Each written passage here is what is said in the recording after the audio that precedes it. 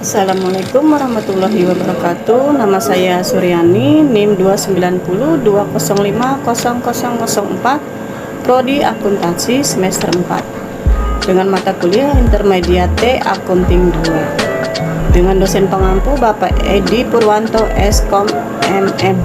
Di sini saya akan memberikan materi dengan tema dividen. Dividen adalah laba bersih perusahaan, akan meningkatkan aktiva atau modal, dan perusahaan akan mencatat peningkatan tersebut dalam akun laba ditahan. Sedangkan pembayaran dividen akan mempunyai pengaruh yang sebaliknya. Pembagian dividen yang berupa dividen tunai atau properti akan mengurangi aktiva atau modal dan dicatat sebagai pengurangan terhadap laba ditahan. Jenis pemberian dividen yang dapat dipertimbangkan oleh manajemen yaitu A. Tunai, B. Properti, C. Scrips, dan D. Saham, E. Dividen likuidasi. Sedangkan pengaruh dari beberapa jenis pemberian dividen adalah sebagai berikut. A. Dividen tunai, properti, dan scrip akan mengurangi laba ditahan dan modal pemegang saham. B. Dividen likuidasi akan mengurangi modal di setor dan modal pemegang saham. C. Dividen saham akan mengurangi laba ditahan dan meningkatkan modal pemilik walaupun tidak ada perusahaan terhadap jumlah modal pemilik.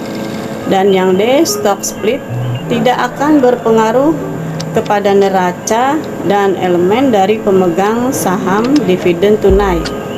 Pemberian dividen tunai merupakan hal yang umum dilakukan oleh perusahaan kepada para pemegang saham, sehingga bila ada pemberian dividen tanpa tambahan kata-kata yang lain, berarti dividen tersebut berupa dividen tunai. Beberapa tanggal yang dianggap penting dalam pemberian dividen tunai yaitu A. Tanggal pengumuman, B. Tanggal ex dividen, C. Tanggal pencatatan, dan D. Tanggal pembayaran dividen. Untuk memberikan gambaran yang lebih jelas, misalnya PT Tempo pada tanggal 16 Januari 2003 mengumumkan memberi dividen saham preferen sebesar Rp125.000 dan saham biasa sebesar Rp200.000. Pembayaran dividen akan dilakukan pada tanggal 4 Maret 2003 dan pencatatan 3 Februari 2003. Jumlah yang dibuat oleh perusahaan adalah 16 Januari 2003, pengumuman pemberian dividen laba ditahan sebesar Rp325.000, untung dividen saham preferen sebesar Rp125.000, utang dividen saham biasa Rp200.000. 3 Februari 2003, pencatatan saham, memo tentang rencana pembayaran dividen pada tanggal 4 Maret 2003. 4 Maret 2003 saat pembayaran dividen utang di dividen saham preferen sebesar Rp125.000. Utang dividen saham biasa sebesar Rp200.000. Kas sebanyak Rp325.000 apabila pembayaran dividen dilakukan pada akhir periode akuntansi. Maka perusahaan dapat mencapai dengan utang dividen dalam utang lancar di neraca saham preferen partisipasi. Umumnya jumlah dividen untuk masing-masing jenis saham dapat diketahui jumlahnya. Saham preferen dapat dibedakan menjadi dua, yaitu partisipasi penuh dan partisipasi tidak penuh atau parsial.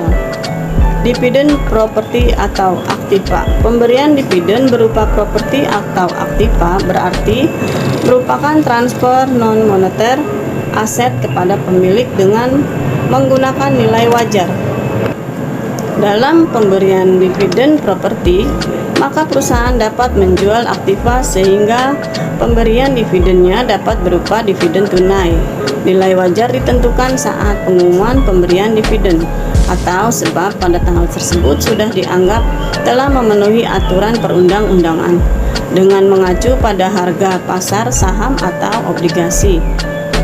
Harga Aktiva saat ini atau tim penilai yang independen dividen saham berarti pemberian dividen berupa saham yang dihitung secara proporsional dengan rasionya sehingga menambah jumlah saham perusahaan dan pemegang saham.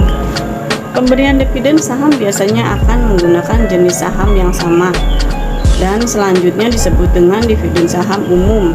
Sedangkan pemberian dividen yang tidak sejenis, misalnya pemegang saham biasa diberi dividen saham preferen, disebut dengan dividen saham khusus.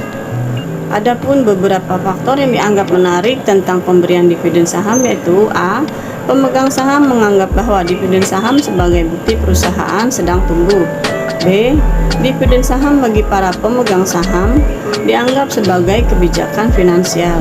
C. Dianggap saham bagi investor dianggap dapat meningkatkan likuiditas saham dan tidak berarti menurunkan harga saham. Yang D. Pemegang saham menganggap bahwa akibat dividen saham adalah penurunan harga saham yang akhirnya dapat menjadi lebih menarik bagi para investor baru. Pemberian dividen saham dapat dibedakan menjadi dua, yaitu dividen saham kecil dan dividen saham besar. Sekian, terima kasih. Wassalamualaikum warahmatullahi wabarakatuh.